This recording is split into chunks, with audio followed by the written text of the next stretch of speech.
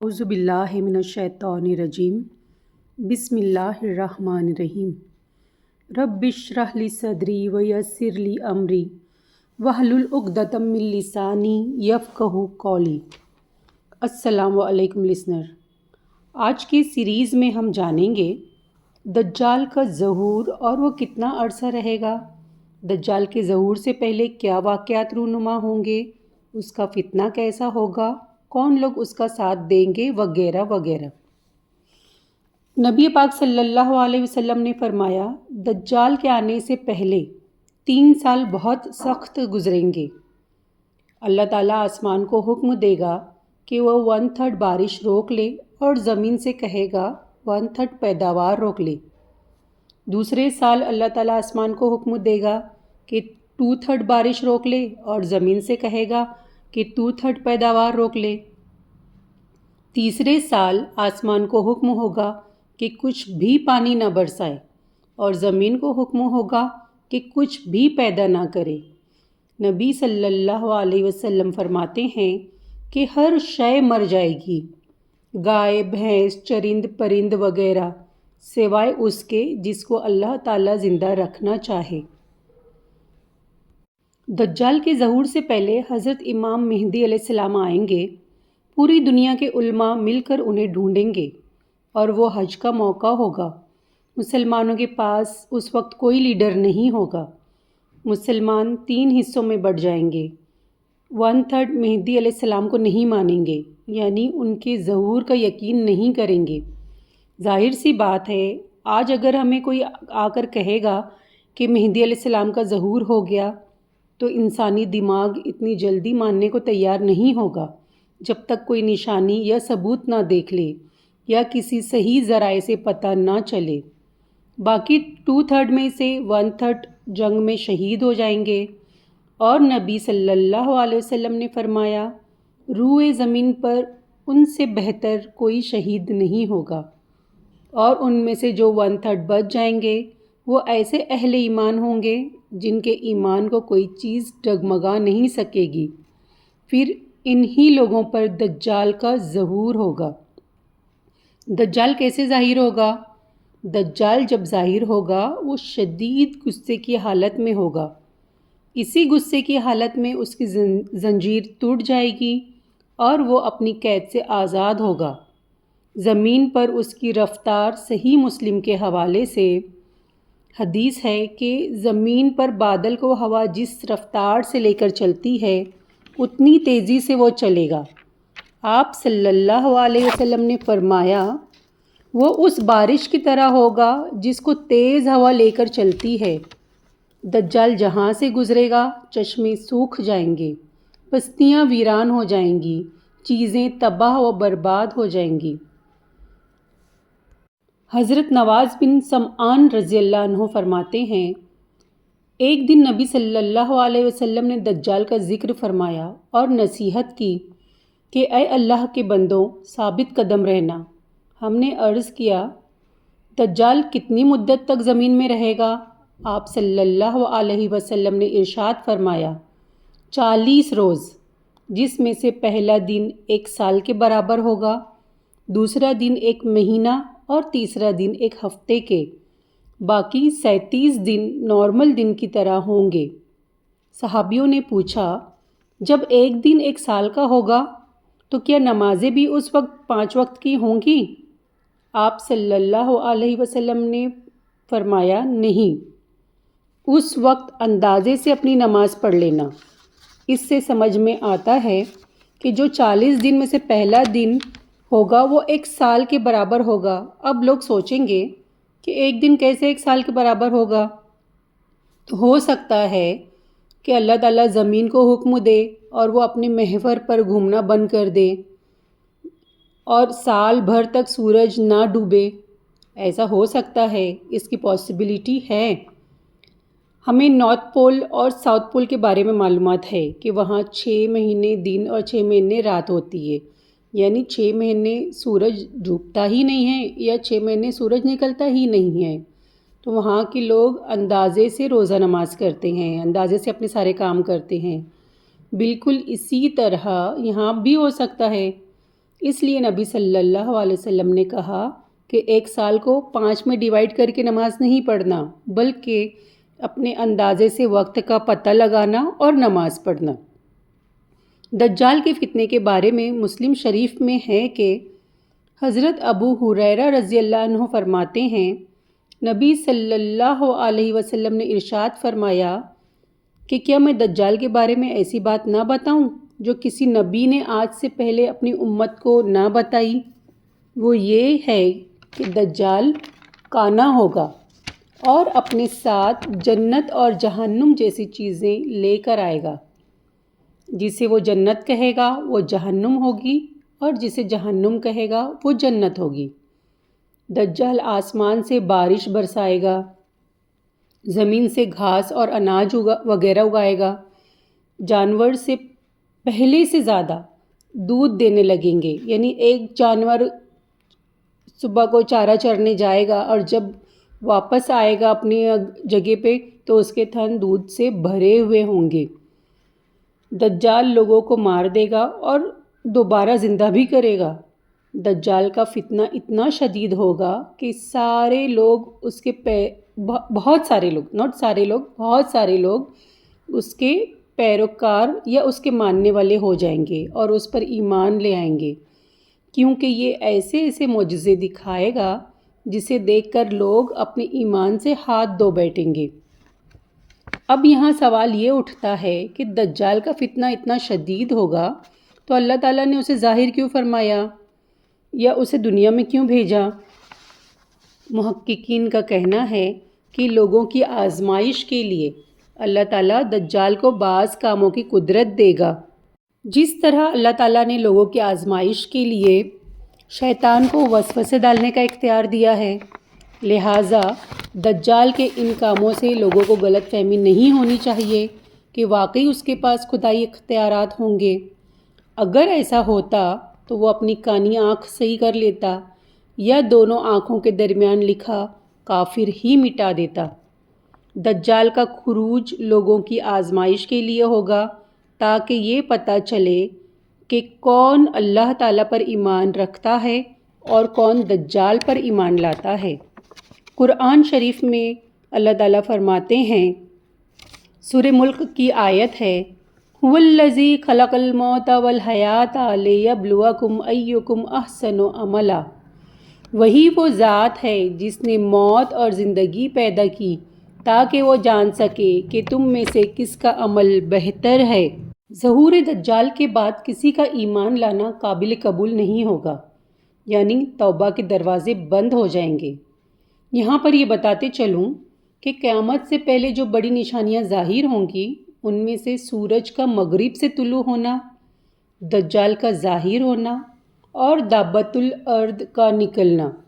ان تینوں نشانیوں کے بارے میں پتہ نہیں ہے کہ پہلے کون سی نشانی ظاہر ہوگی اور بعد میں کون سی آئے گی، لیکن اگر ان تینوں میں سے کوئی بھی ایک نشانی پہلے ظاہر ہو گئی اس کے بعد توبہ کا دروازہ بند ہو جائے گا، پھر کسی کا ایمان لانا یا توبہ کرنا کچھ کام نہیں آئے گا۔ حضرت حشام بن عامر رضی اللہ عنہ کہتے ہیں، میں نے رسول اللہ صلی اللہ علیہ وسلم کو فرماتے ہوئے سنا ہے کہ آدم علیہ السلام سے لے کر قیامت تک اللہ تعالیٰ کی مخلوق میں سے دجال کے فتنے سے بڑا کوئی فتنہ نہیں ہوگا۔ دجال کے فتنے میں ایک فتنہ یہ بھی ہوگا کہ وہ ایک نوجوان کو کہے گا مجھے رب کہو۔ وہ نوجوان علم شریعت کا جانکار ہوگا اور دجال کو رب کہنے سے انکار کر دے گا۔ دجال اس نوجوان کو قتل کر دے گا، پھر دوبارہ اسے زندہ کرے گا، پھر اس سے پوچھے گا کہ تم مانتا ہے کہ میں تیرا رب ہوں؟ تو وہ پھر انکار کر دے گا۔ دجال پھر اسے مارنے جائے گا تو وہ نہیں مار پائے گا۔ اب اسی حدیث کو ایک الگ راوی لکھتے ہیں الگ طریقے سے کہ دجال اس انسان کو قتل کر دے گا، یعنی اس کو دوبارہ قتل کر دے گا، اور وہ نوجوان امت کا بہترین شہید ہوگا۔ اب کون سی حدیث صحیح ہے واللہ عالم۔ دجال کا ایک فتنہ یہ بھی ہوگا کہ وہ زمین کو حکم دے گا تو زمین اپنے اندر کے تمام خزانے اگلنے لگے گی، نبی پاک صلی اللہ علیہ وسلم نے فرمایا، جیسے شہد کی مکھیاں بن کرتی ہیں، ویسے ہی سارے زمین کے خزانے نکل کر جمع ہونے لگیں گے۔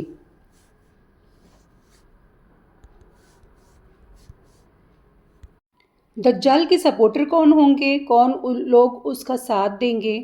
مسلم شریف کی روایت ہے، حضرت انس بن مالک رضی اللہ عنہ کہتے ہیں کہ نبی صلی اللہ علیہ وسلم نے ارشاد فرمایا، اصفہان یعنی ایران کے شہر کے 70,000 یہودی سیاہ چادر اوڑھے یا جبہ پوش دجال کا ساتھ دیں گے۔ اور دوسری روایت میں حضرت ابو بکر صدیق رضی اللہ عنہ ارشاد فرماتے ہیں کہ نبی صلی اللہ علیہ وسلم نے فرمایا، دجال مشرق کی سرزمین سے ظاہر ہوگا جسے خراسان کہتے ہیں۔ بہت سی قومیں اس کے ساتھ ہوں گی جن کے چہرے چمڑے لگے ڈھالوں کی طرح ہوں گے۔ محدثین کہتے ہیں کہ ممکن ہے ان لوگوں سے مراد روس، چین، جاپان، فلپائن اور کوریا وغیرہ کے اقوام مراد ہو، واللہ عالم۔ اور اس کا ساتھ کافر و منافق بھی دیں گے۔ ایک اور روایت کے مطابق دجال کا خروج خراسان سے ہوگا اور اس کی پیروی ایسے لوگ کریں گے جن کے چہرے چپٹے ہوں گے۔ دجال کو شہرت عراق اور شام کے بیچ کسی شہر سے ملے گی اور ہر شہر سے اسے سپورٹرز ملتے جائیں گے۔ کفار اور مشرکین اس کی فوج میں شامل ہوں گے۔ اسی طرح جاہل اور گنوار دیہاتی لوگ اس کی فوج میں شامل ہو جائیں گے۔ نبی صلی اللہ علیہ وسلم نے فرمایا، دجال کی فوج میں سب سے زیادہ کثیر تعداد جس کی ہوگی وہ عورتیں ہوں گی، اس لیے کہ عورتیں شریعت کا علم بہت کم حاصل کرتی ہیں۔ مسند احمد کی روایت ہے کہ دجال اس شوردار زمین میں جس مقام پر اترے گا اس کی طرف دوڑنے والی کثرت عورتوں پر مشتمل ہوگی، حتیٰ کہ آدمی اپنی قریبی رشتہ دار جیسے ماں، بہن، بیٹی، بیوی، پھوپھی وغیرہ کو گھر میں بند کر کے جائے گا، اس خوف سے کہ گھر سے نکلوں اور یہ دجال کے ساتھ شامل نہ ہو جائے۔ دجال کو کون قتل کرے گا؟ مسلم شریف کی روایت ہے، حضرت نواز بن سمعان رضی اللہ عنہ کہتے ہیں، نبی صلی اللہ علیہ وسلم نے ارشاد فرمایا، جب اللہ تعالیٰ حضرت مسیح یعنی عیسیٰ علیہ السلام کو بھیجے گا تو وہ دمشق کے مشرقی حصے میں مسجد کے سفید مینارے کے پاس اپنے دونوں ہاتھ دو فرشتوں کے کاندھوں پر رکھے ہوئے اتریں گے۔ جب وہ اپنا سر جھکائیں گے تو ان کے سر سے پانی کے قطرے ٹپکیں گے جیسے ابھی ابھی غسل کیا ہو۔ جب وہ اپنا سر اٹھائیں گے تو سفید موتی چاندی کی طرح ڈھلکتے نظر آئیں گے۔ ان کی سانس کی ہوا جس کافر تک پہنچے گی وہ مر جائے گا۔ ان کی سانس کی ہوا کا اثر وہاں تک پہنچے گا جہاں تک ان کی نگاہ جائے گی۔ ایک اور روایت کے مطابق مسلمان اور امام مہدی علیہ السلام اللہ تعالیٰ سے دعا کریں گے، عصر کا وقت ہوگا، اقامت دی جائے گی، شام کا علاقہ ہوگا، وہاں کی جامع مسجد کا سفید مینارہ ہوگا، عصر کے وقت عیسیٰ علیہ السلام مسلمانوں کی دعا سے اور دجال کو ختم کرنے کے لیے آسمان سے دو فرشتوں کے کاندھوں پر ہاتھ رکھ کر زمین پر نازل ہوں گے۔ امام مہدی ان سے کہیں گے، آئیے نماز پڑھائیے۔ وہ کہیں گے، نہیں، اقامت تمہارے لیے تھی، تم نماز پڑھاؤ۔ وہ امام مہدی کے پیچھے نماز پڑھیں گے اور اس کے بعد عیسیٰ علیہ السلام کچھ لوگوں کو لے کر دجال کی طرف بڑھیں گے۔ دجال جوں ہی عیسیٰ علیہ السلام کو دیکھے گا ان سے دور بھاگنا شروع کر دے گا اور بھاگتے بھاگتے فلسطین کے شہر لد میں پہنچے گا۔ لد اب اسرائیل کا ایک مشہور شہر ہے، یعنی اب اسرائیل کے قبضے میں چلا گیا ہے اور اسرائیل کا ملٹری بیس بھی ہے اور یہاں اسرائیل کا ایئرپورٹ بھی ہے۔ دجال مقام لد پہنچے گا اور وہاں عیسیٰ علیہ السلام سے مدبھیڑ ہوگی۔ جب وہ عیسیٰ علیہ السلام کو دیکھے گا تو پگھلنا شروع ہوگا جیسے نمک پانی میں گھلتا ہے، پھر بھی عیسیٰ علیہ السلام آگے بڑھیں گے اور اسے نیزے سے ماریں گے اور اس کا خون مسلمانوں کو نیزے پر بتائیں گے کہ دجال ختم ہو گیا ہے۔ دجال کے خلاف جنگ میں ایک بھی یہودی زندہ نہیں بچے گا، حتیٰ کہ اگر درخت اور پتھر کے پیچھے بھی چھپا ہوگا تو درخت اور پتھر پکاریں گے، اے مسلمان، میرے پیچھے یہودی چھپا ہوا ہے، اسے قتل کر۔ آپ صلی اللہ علیہ وسلم نے ارشاد فرمایا کہ برکت کا درخت ایسا نہیں کرے گا کیونکہ وہ یہودیوں کا درخت ہے۔ دجال کے خلاف جہاد کرنے والوں کے لیے نبی صلی اللہ علیہ وسلم نے کیا بشارت کی ہے، آئیے ہم ایک حدیث کی روشنی میں جانتے ہیں۔ رسول اللہ صلی اللہ علیہ وسلم کے آزاد کردہ غلام حضرت ثعبان رضی اللہ عنہ کہتے ہیں کہ رسول اللہ صلی اللہ علیہ وسلم نے ارشاد فرمایا کہ میری امت کے دو جماعتوں کو اللہ تعالیٰ آگ سے محفوظ فرمائے گا۔ ایک جماعت وہ جو غزوہ ہند کے لیے جہاد کریں گے، اور دوسری جماعت جو حضرت عیسیٰ بن مریم کے ساتھ مل کر دجال کے خلاف جہاد کرے گی۔ امت محمدیہ کا یہ آخری معرکہ دجال کے ساتھ جہاد ہوگا، اس کے بعد جہاد ختم ہو جائے گا۔ اب ہم جانیں گے کہ دجال کے فتنے سے کیسے بچیں۔ دجال کا زمانہ پانے والوں کو دجال کا آمنا سامنا کرنے سے منع کیا گیا ہے۔ حضرت عمران بن حسین رضی اللہ عنہ ارشاد فرماتے ہیں کہ رسول اللہ صلی اللہ علیہ وسلم نے فرمایا، جو شخص دجال کی خبر سنے وہ اس کے آمنا سامنا کرنے سے گریز کرے یا اس کے سامنے آنے سے گریز کرے، کیونکہ جو بھی شخص اس کے سامنے آئے گا وہ سمجھے گا کہ دجال مومن ہے، کیونکہ جو شعبدہ دجال کو دے کر بھیجا گیا ہے اسے دیکھ کر لوگ اسے مومن سمجھیں گے۔ دجال اتنا زیادہ طاقتور ہوگا کہ مکہ مدینہ کو چھوڑ کر دنیا کا کوئی بھی ملک اس کے فتنے سے محفوظ نہیں رہے گا۔ حضرت انس بن مالک رضی اللہ عنہ ارشاد فرماتے ہیں کہ نبی صلی اللہ علیہ وسلم نے ارشاد فرمایا، کوئی شہر ایسا نہیں ہوگا جس میں دجال داخل نہ ہو سکے سوائے مکہ مدینے کے۔ فرشتے مکہ اور مدینے کے راستوں پر صف باندھے کھڑے ہوں گے اور ان دونوں شہروں کی حفاظت کریں گے۔ دجال مدینہ منورہ کی سنگلاخ زمین تک تو پہنچ جائے گا، لیکن تب 3 بار زلزلہ آئے گا تو مدینہ منورہ کے تمام کافر اور منافق ڈر کر دجال کے پاس چلے جائیں گے اور اس کے پیروکار ہو جائیں گے۔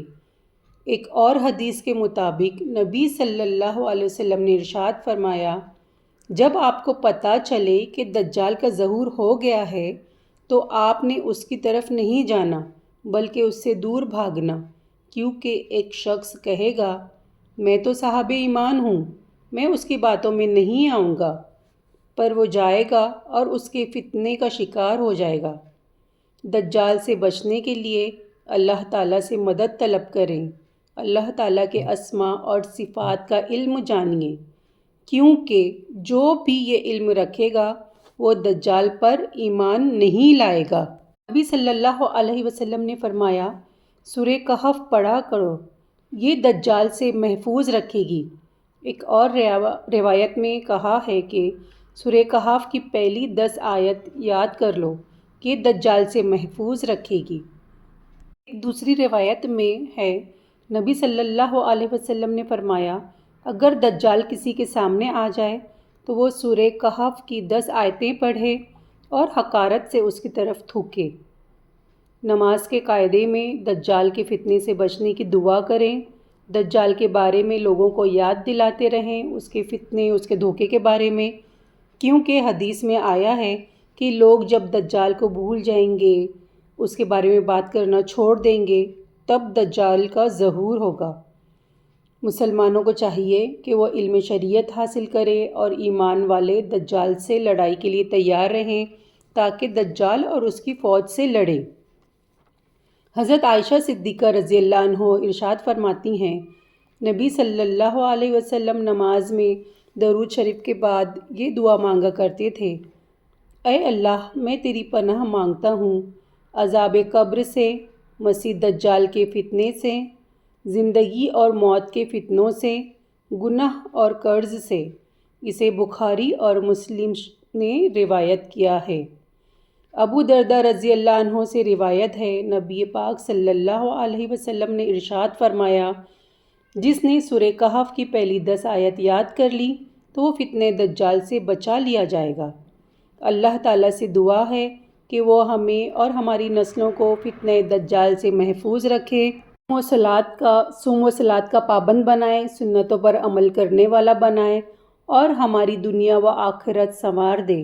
آمین ثم آمین یا رب العالمین۔ یہ نالج آپ تک پہنچانے میں مجھ سے کوئی غلطی یا کوتاہی ہوئی ہو تو درگزر کریں۔ شکریہ۔